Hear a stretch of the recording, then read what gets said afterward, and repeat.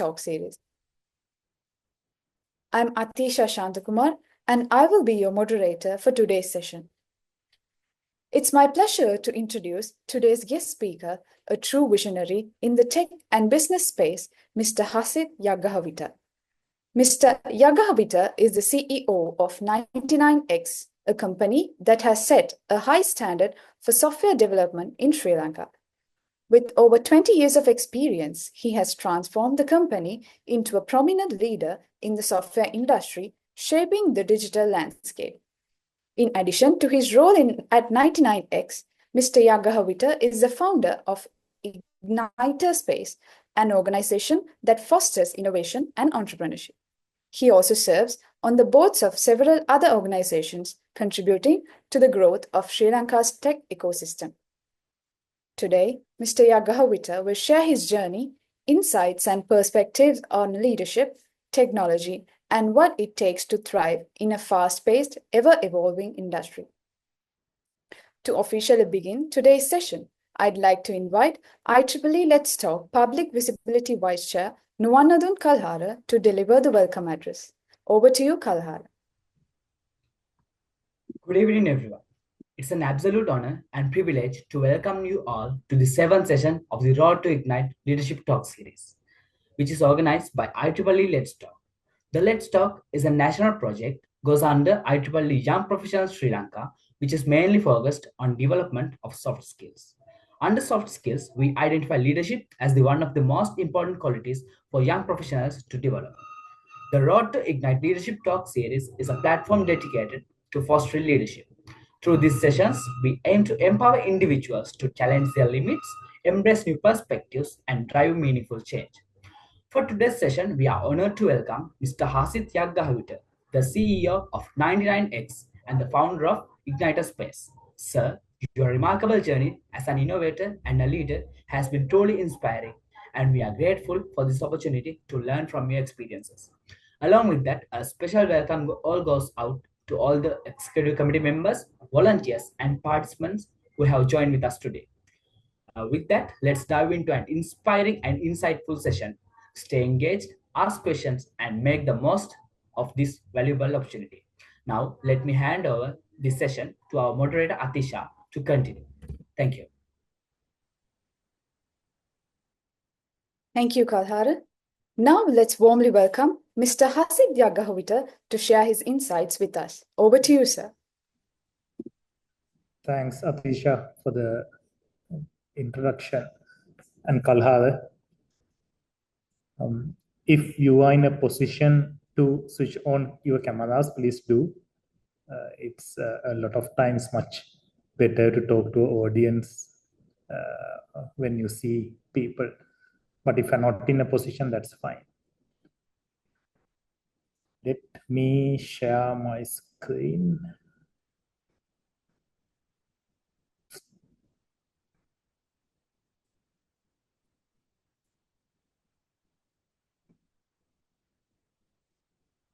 I hope you can see the screen now.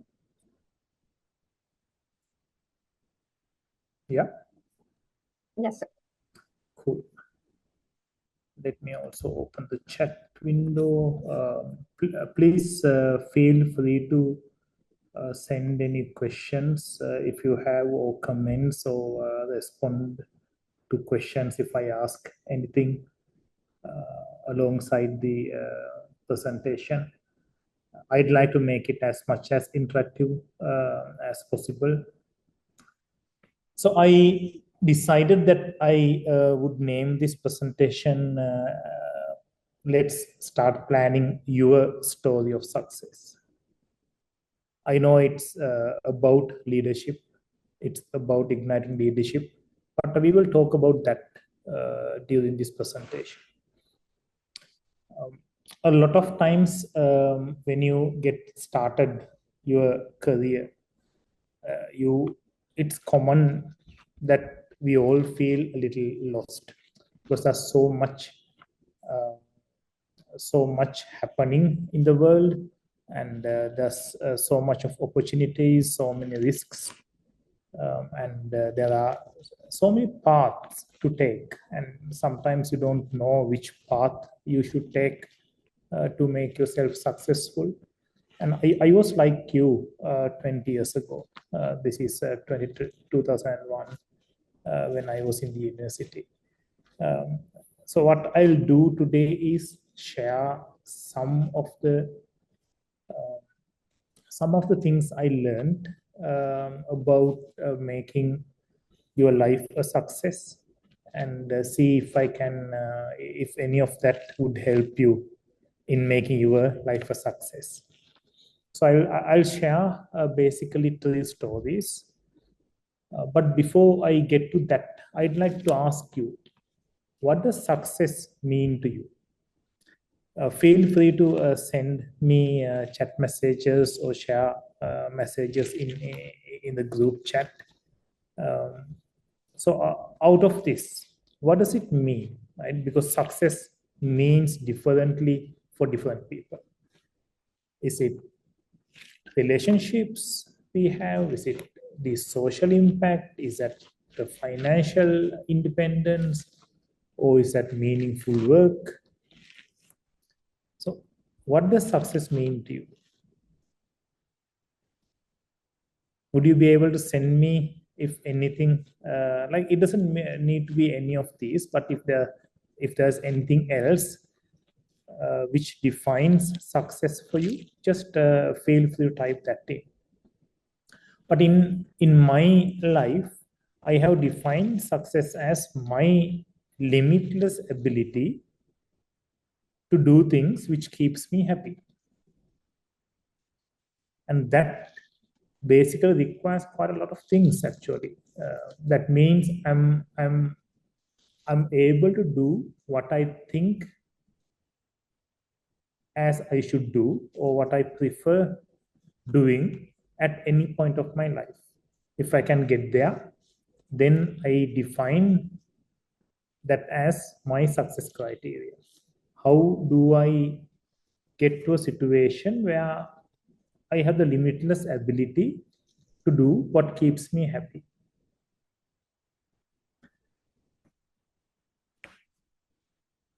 So we are going to look at success throughout the presentation today. But there are 3 stories I will share from my life today.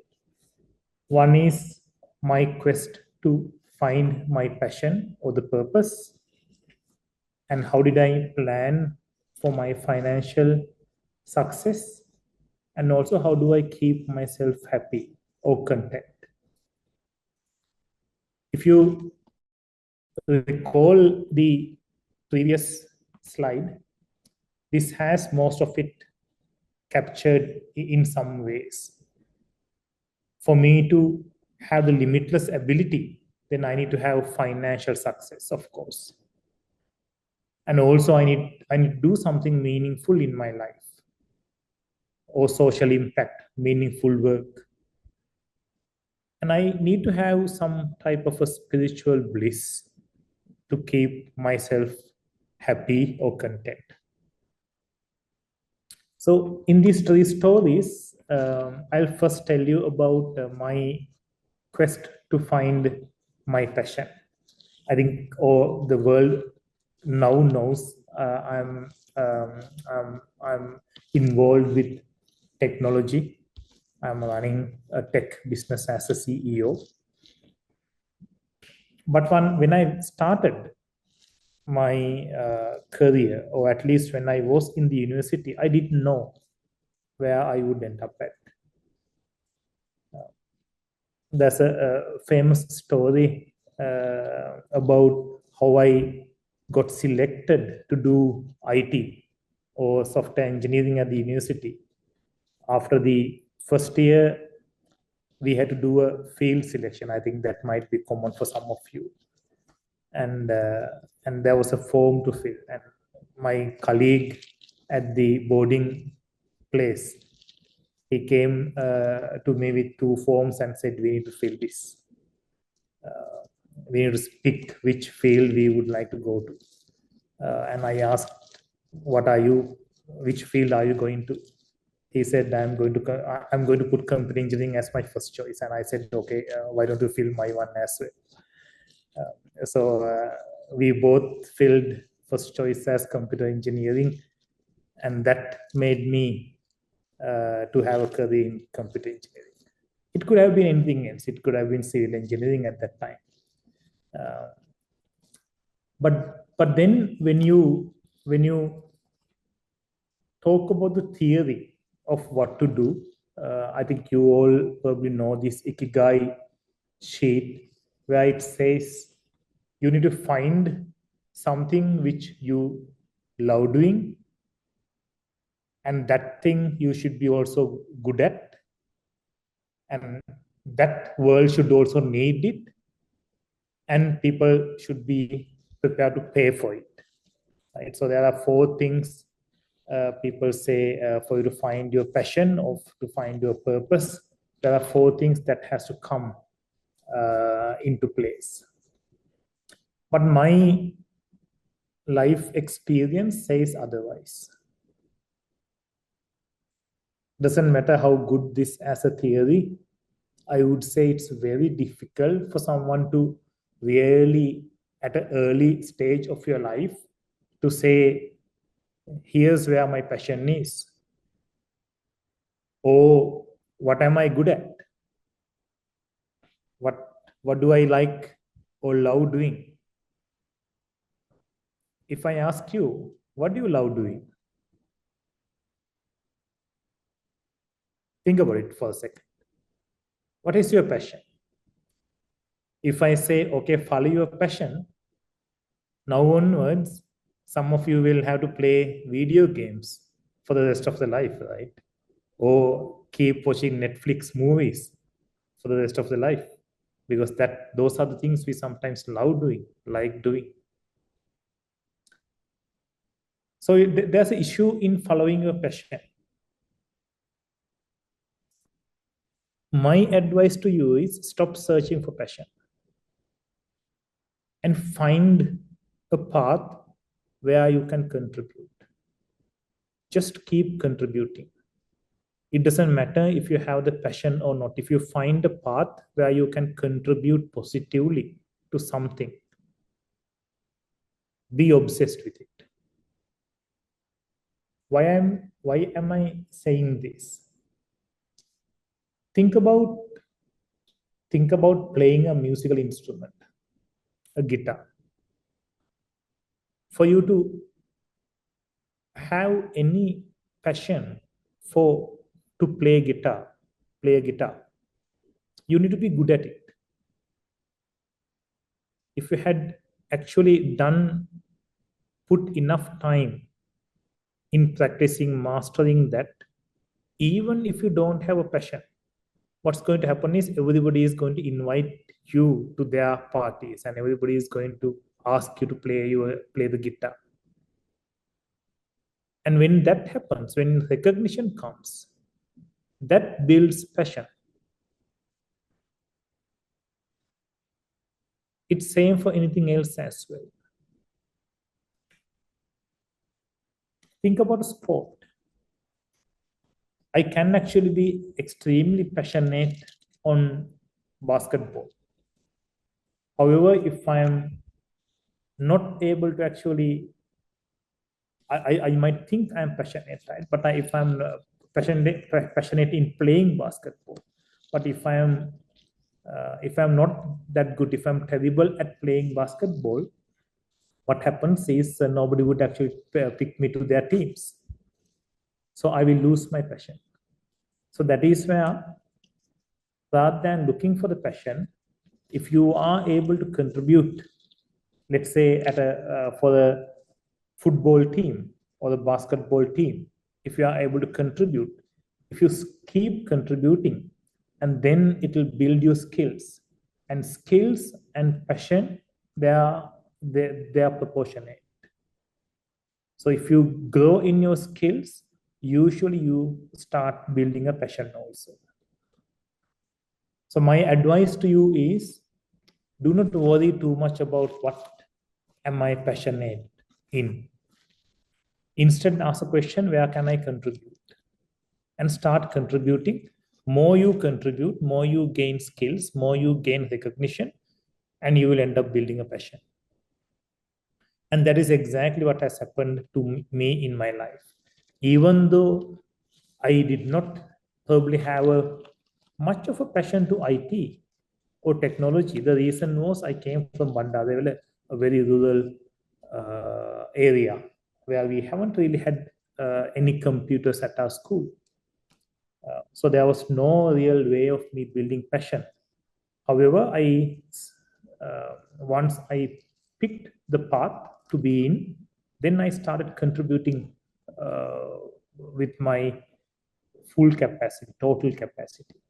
And that is where I started getting recognition. When you get recognition, then you start doing things more and more. When you start doing things more and more, you gain skill. When you gain skill, you build passion, because others start to recognize you. So another way of looking at the same thing about contribution is to think about, how knowledge, skill, and attitude plays. Today, we all know knowledge is a commodity.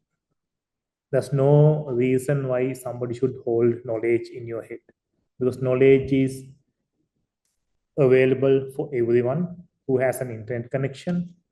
Or today, some years ago, it was access to Google, now access to GPT. If you have access to any of these technologies, knowledge is available. So people with knowledge are not as relevant as they were some time back when knowledge was not available commonly. People with skills are relevant, but people with skills without the attitude to contribute are useless. When I invite a worker to do some woodwork, say to put up a roof or repair my roof, of course, I will look for somebody with skills. However, if they do not have the attitude to come and actually take responsibility and complete the work and do as they say, keep their words, then that skill has no meaning. And it's same when you go to an organization. You can be extremely skilled, but if you do not have that attitude to positively contribute to the growth of the organization, then there's only a little value of you. So always keep in mind, it's the contribution which builds passion. It's a contribution which basically makes you useful to any organization. So fortunately, I learned this fairly early in my career. This is Mano, one of my mentors in my early career, former CEO of 99X, a great individual. So he actually picked me to a fairly responsible position very early in my life. And I asked this question, Mano, did you select me for my technical capabilities?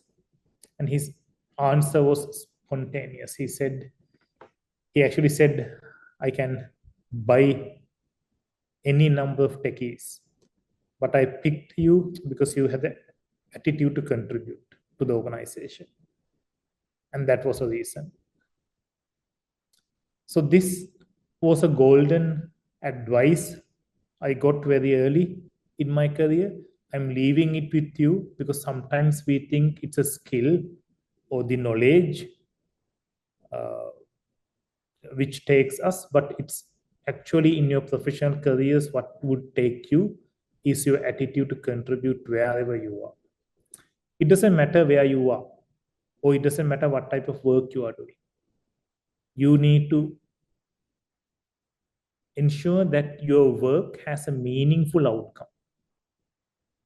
A lot of times when I interview fresh graduates, I ask them, after joining to my organization, what do you want to do? If I ask this question at the interview, what would be your answer? I ask, what do you want to do next 1 year?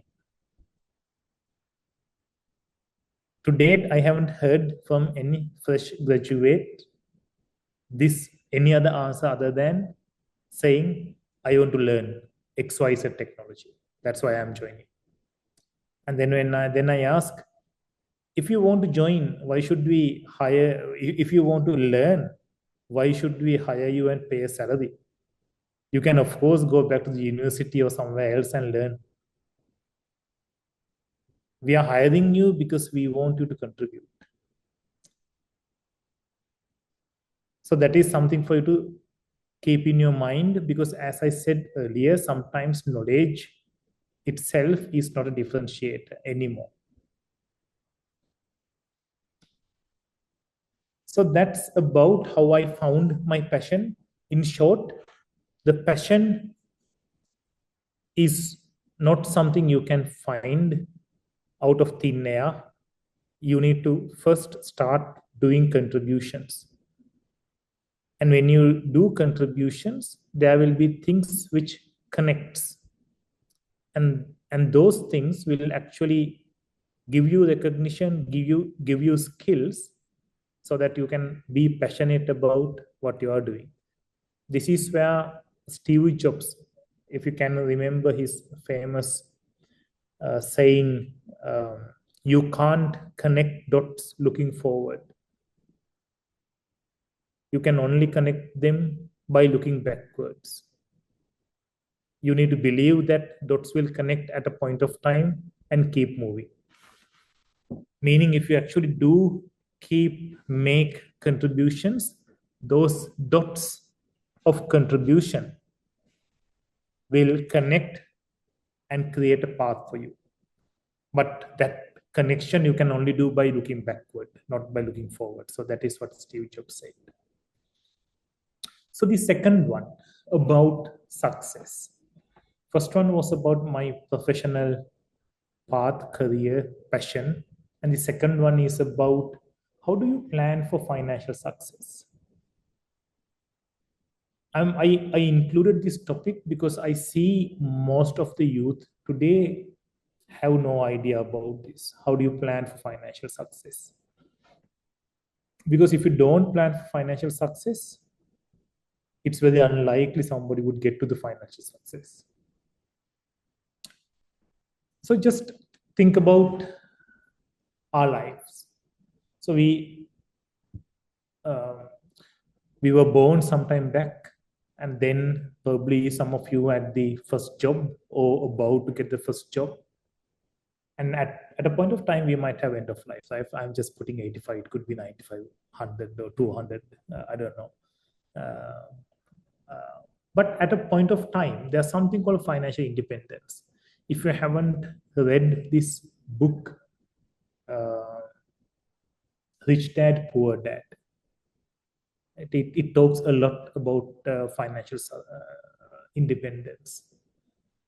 I'm not a fan of the author of the book, of course, but the content he compiled are still very valuable.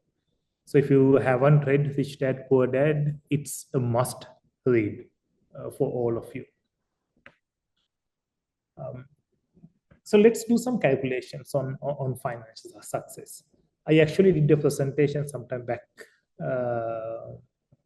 to some other audience and last December, and I asked, just think about the material things.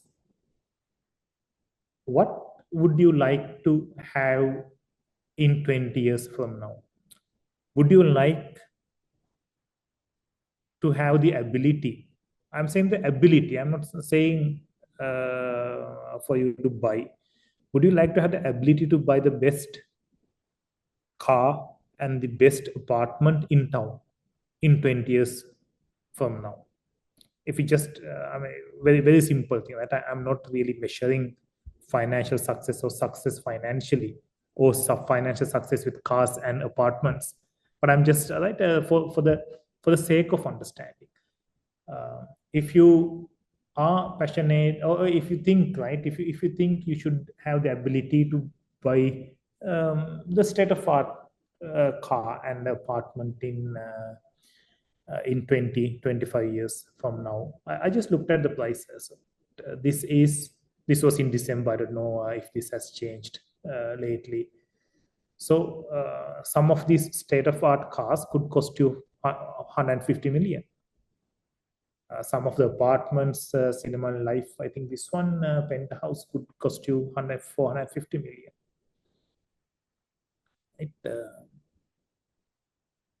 So I would believe all of you will get to a state where you are able to afford the state-of-art living in 20, 30 years of time. But then you need to really see how would you get there, right? Here I want all of you to do a calculation, right? Take a pen, spreadsheet, whatever you can find, notebook. It's not a complicated calculation, right? Let's do a simple calculation.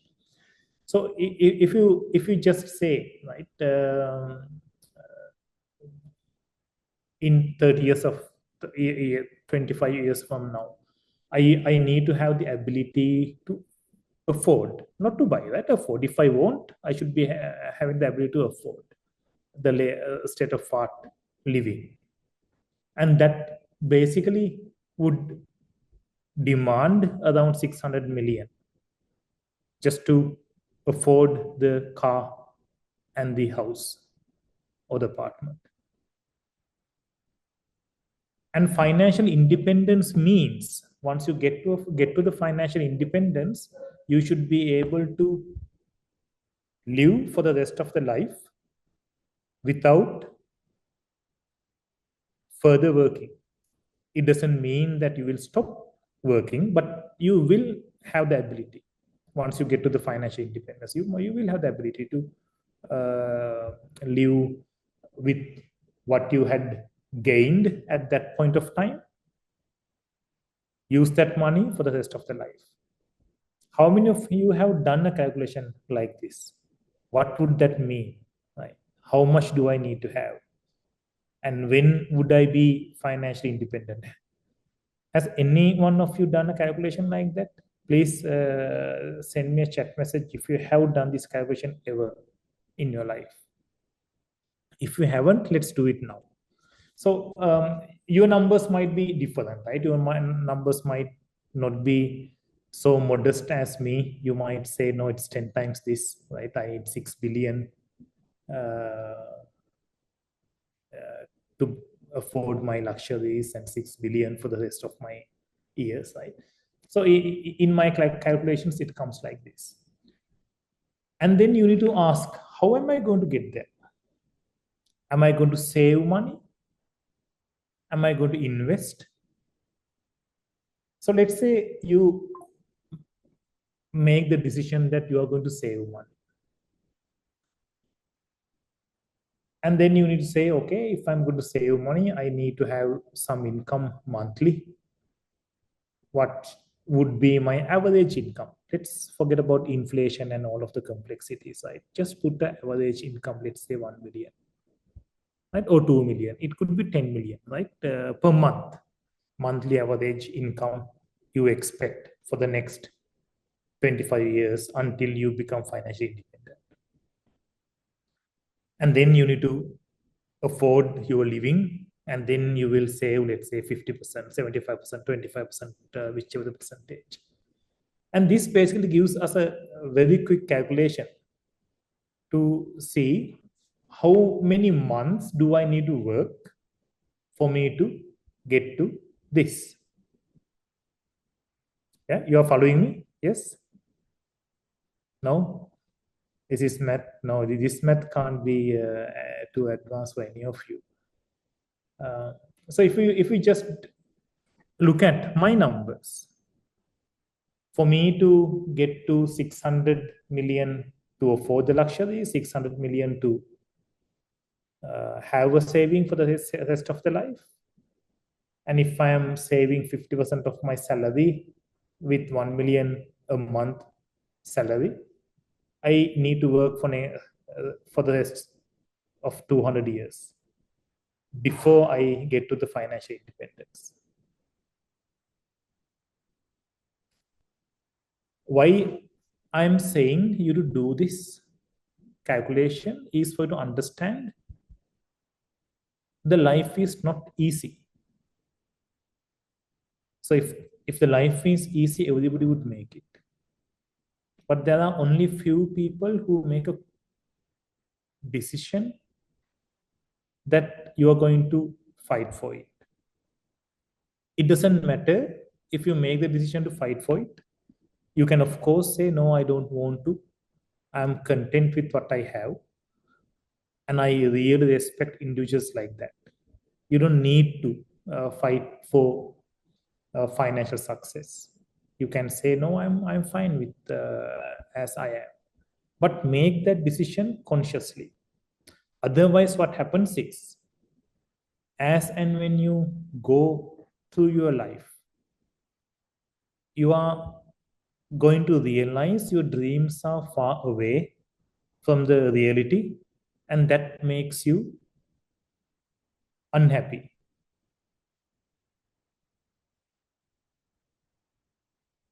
But of course, everybody can get here, but it needs a lot of work. It needs so much of hard work. It needs sometimes putting 18, 20 hours a day of work. But I would say everybody can get there. But it is not simple as just let the life happen while I watch Netflix every night. But it's totally fine. I'm not making a judgment. It's totally fine. You make a decision that no, I'm not going to go there. I'll just live my life as is, and I'm content.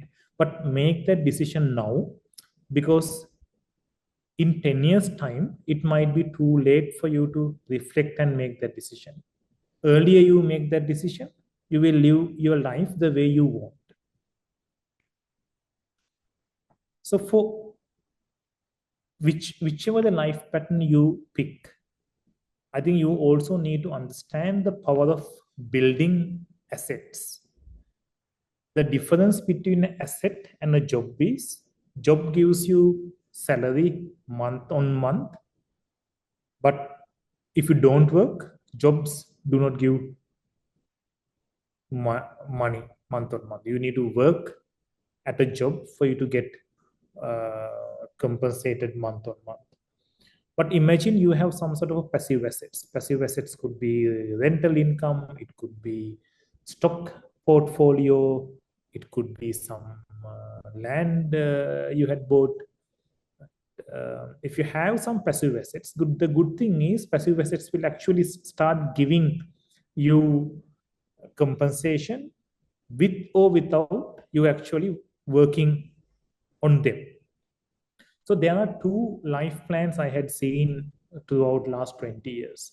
Some go with the plan A, you work, you get the payday. The moment you get the money, your desires comes in, and then you start buying luxuries and living the luxury life. When your money is over, fear kicks in, and then you probably have to do 2 jobs or probably look for a new job until this is not sustainable.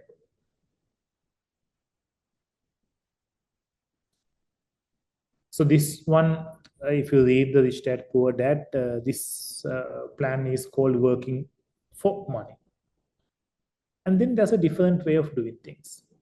So you work, you get your compensations, and then you start not spending on luxuries, but you start building a portfolio of assets. And once you have some portfolio built, that portfolio can actually give back money without even you working on them. So once when you get to some sort of independence with this type of a model, then you are able to, of course, spend on luxuries. But a lot of people, when they get to this stage of their life, They are no more interested in luxuries. They are more interested in doing social good. So this path is called financial independence. So you need to know which path to take. Do I need to look for financial independence, or do I just depend on monthly salary and keep working month on month for my living? And again, no judgment. Both ways are, they have pros and cons. Life plan A is much easier than life plan B. But my advice is, think about it and make a decision. Which path, which balance of the paths? It doesn't need to be A or B. It could be A and B. But you need to understand that how personal financing works.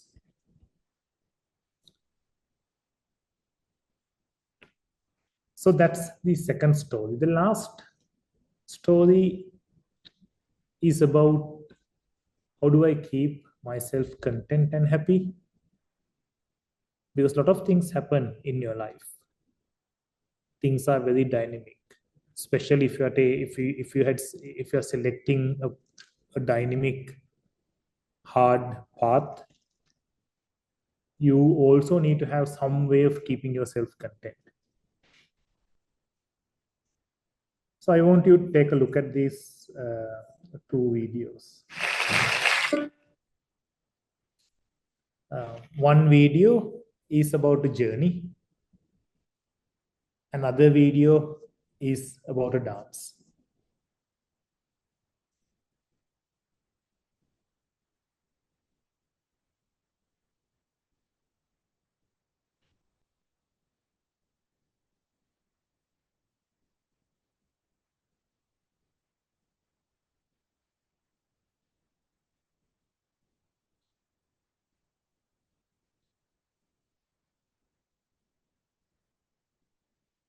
If you think your life is a journey,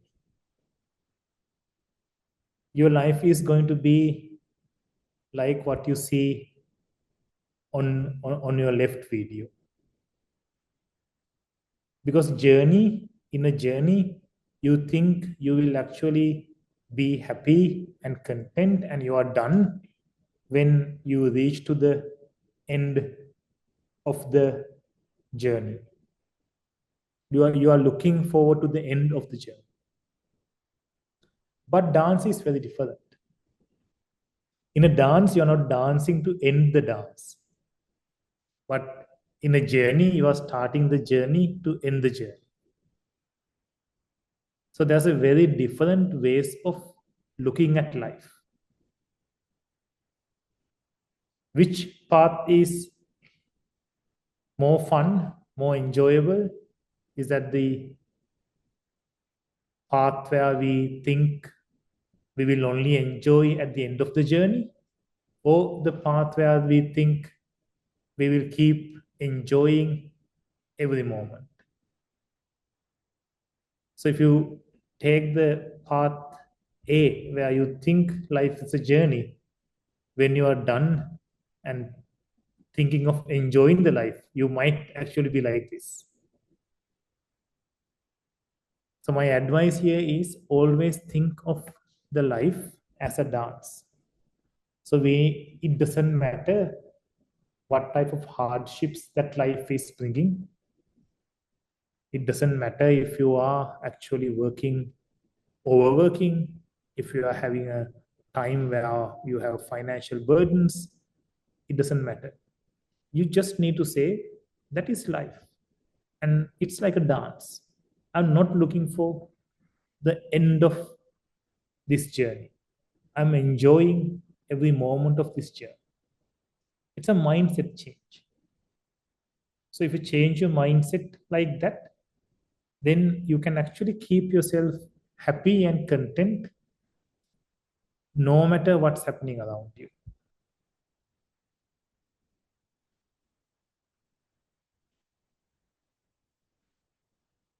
So again, we are coming back to the same question I asked at the beginning. What does success mean to you?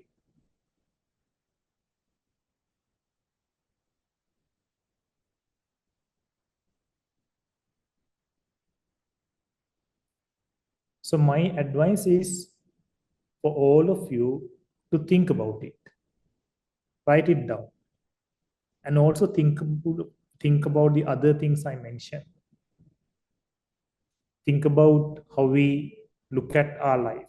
Are we look at our life as a dance? Are we looking at our life as a journey to end? And also think about how will you manage and plan your financial success in your life. Are you going to be taking plan A or are you going to be taking plan B?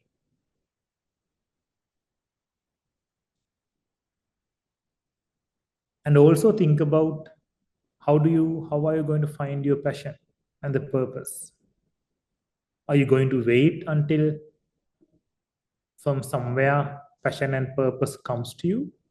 Or are you going to keep working and contributing wherever the opportunities you have, believing that the dots will connect someday, and that day you can look back and say, yes, those are the dots which connected to take me here. That pretty much ends my presentation today. I'm open for questions. But one thing for you to keep in your mind, final thing is that success is a deliberate choice. It's not by chance. You need to make decisions, make choices, and take those paths for you to get to whichever the success definition you are defining for your life. Thanks, Steve.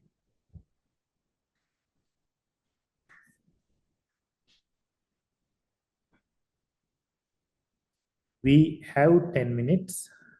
If you have any question, if you want any further information from my experiences of life and the topics we spoke about here, please feel free to ask. You can unmute or ask on the chat. Thank you, Mr. Hasith Thank you very Yaggahavita. much, whoever kept the camera switched on.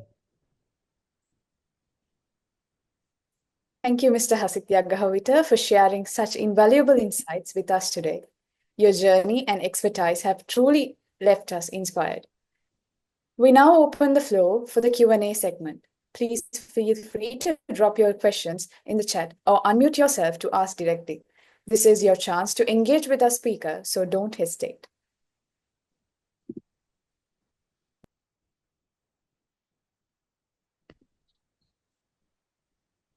Yes, sir. Am I audible enough? Yes.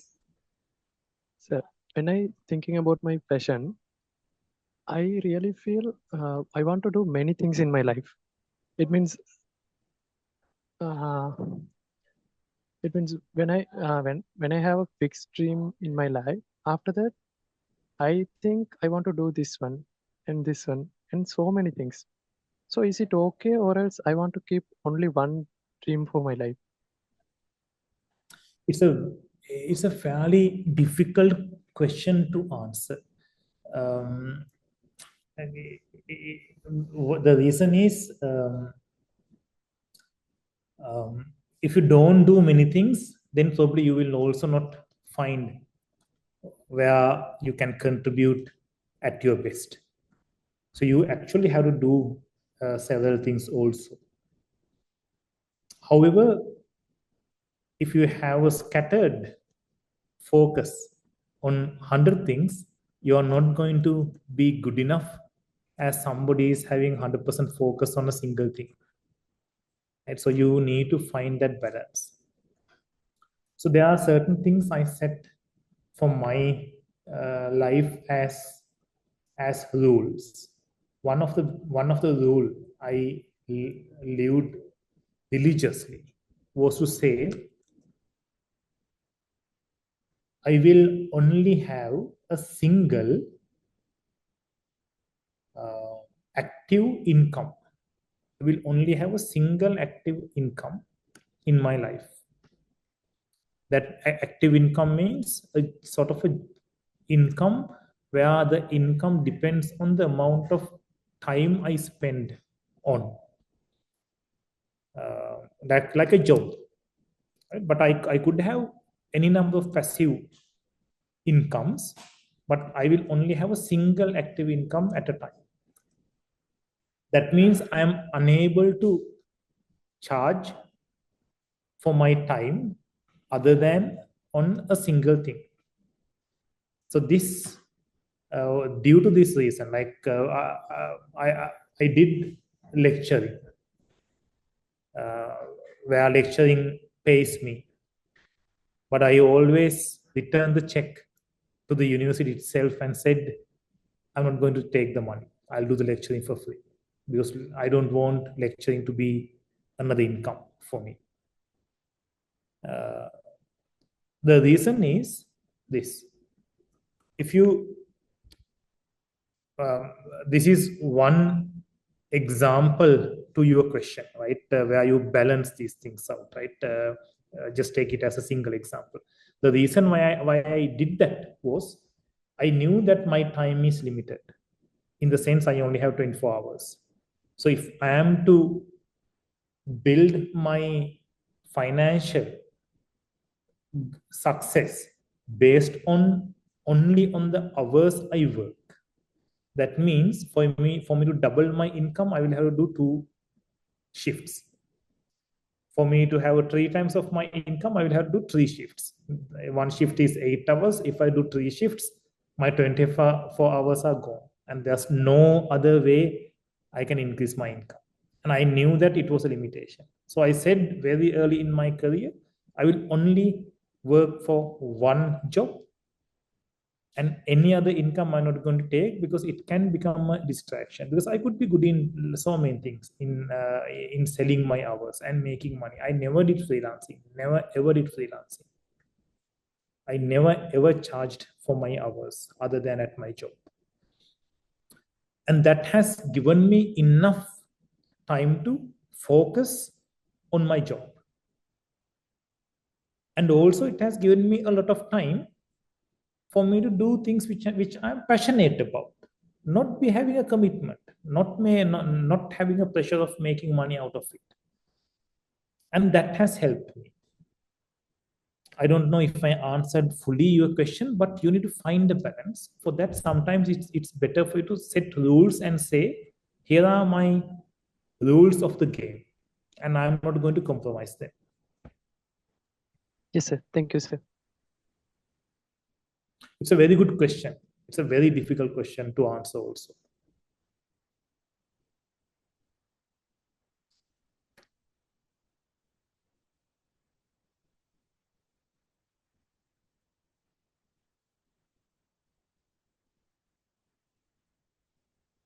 Other questions?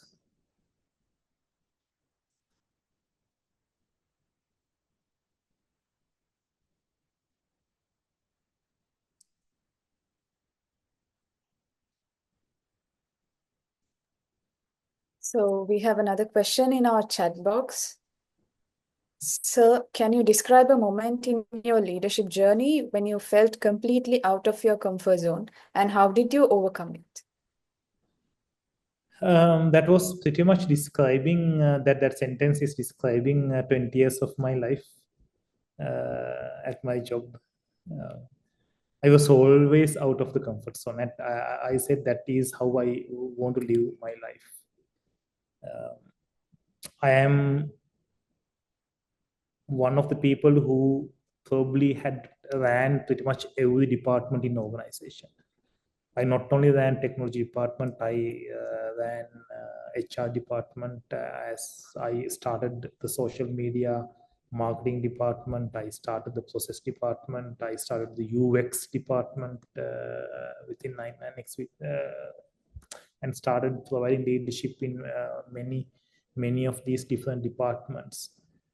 And every time I was out of my comfort zone.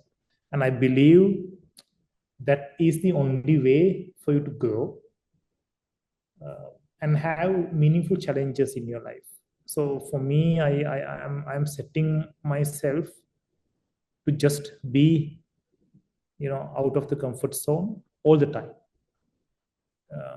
So if you ask me if I have ever been in my comfort zone in my professional career, answer to that is no. I'm just saying to myself, the way I want to live myself is put myself into new challenges all the time. Yeah, and when you are not in your comfort zone, you are unable to probably do as good as what you would do in your comfort zone. But that's okay, right? But just for you to also know another aspect to it, it doesn't mean that I'm doing so many different things all the time at very short intervals.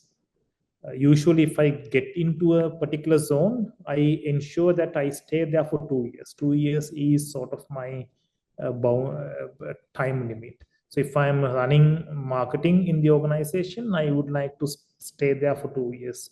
I was a part of starting CSR, corporate social responsibility, even HR functions at 9NX, process functions. Then I stayed there for a couple of years so that I have enough time for me to learn and contribute positively. But I don't mind stepping out of that and starting a new journey, which can help the organization to progress. So I would say just set it as your norm to stay away from your comfort zone, and it helps you to grow.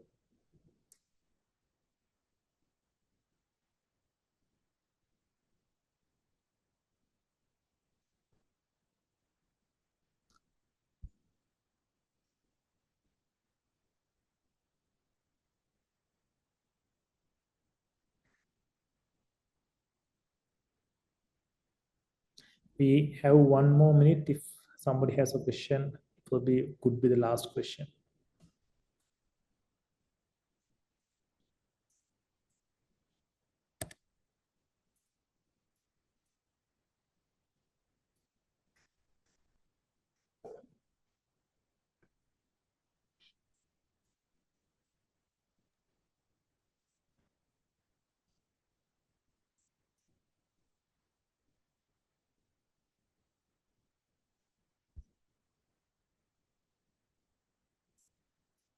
No? Okay. Atisha, over to you. Well, thank you to our audience for your thoughtful questions and to our speaker for the insightful answers. Once again, thank you, Mr. Yaggahavita, for taking the time off your busy schedule and for sharing your valuable knowledge with us. We deeply appreciate your valuable contributions, and I'm sure all of us have gained a lot from your session.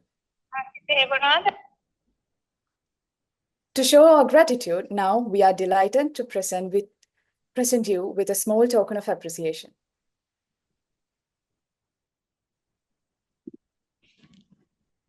Thank you very much.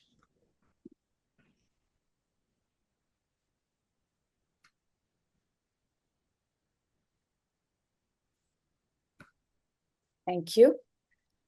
To our wonderful audience, we'd love to hear your feedback as we move forward with the Road to Ignite series. Please fill out the form sent in the chat and let us know what you think of today's session and how we can improve future events.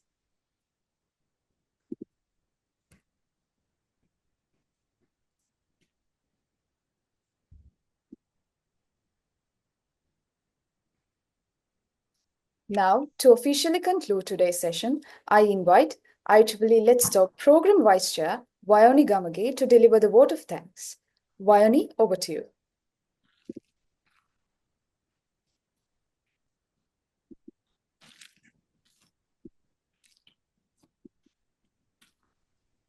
Thank you, Atisha. So as we come close to today's inspiring session. It's my absolute honor to deliver the vote of thanks for Road to Ignite Leadership Talk series organized by IEEE Let's Talk.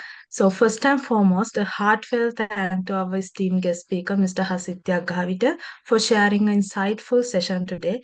Your session was truly inspiration among everyone present today. Thank you very much, sir. And also, I would like to extend our sincere gratitude to our technical partner, IEEE Student Branch of SLTC. And a big thank you to all the participants and audience who gave their valuable time to join with us today. Last but certainly not least, a massive appreciation so together we are building a very powerful journey towards leadership, innovation, and impact. So thank you once again to everyone for being a part of today's event. Have a good day. Thanks, everyone.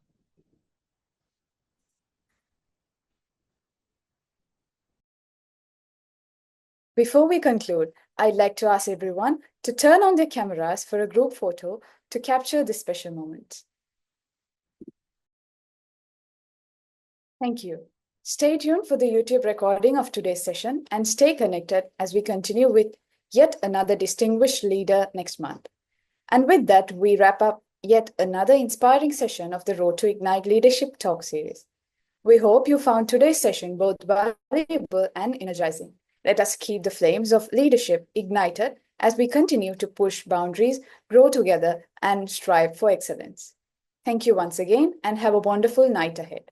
This is Atisha Shantakumar signing off.